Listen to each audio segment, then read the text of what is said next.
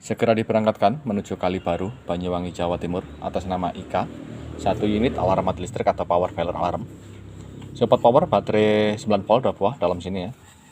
Dan kabel power 1,5 meter. Ini sudah SNI. Untuk penggunaannya tinggal colok saja ke sumber listrik atau PLN seperti ini. Tekan tombol power untuk mengaktifkan. Ini sudah ada 2 LED indikator standby dan work. Alarm ini akan berbunyi pada saat listrik mati, dan alarm ini akan mati sendiri pada saat listrik normal kembali. Atau bisa juga dimatikan dengan cara menekan tombol power, tekan ke arah luar. Oke, sekarang kita coba matikan listriknya.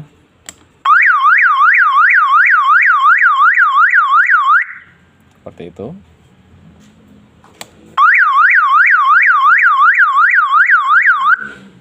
Oke, ini sudah kita tes ulang untuk memastikan kondisinya normal, dan segera packing dan langsung berangkat.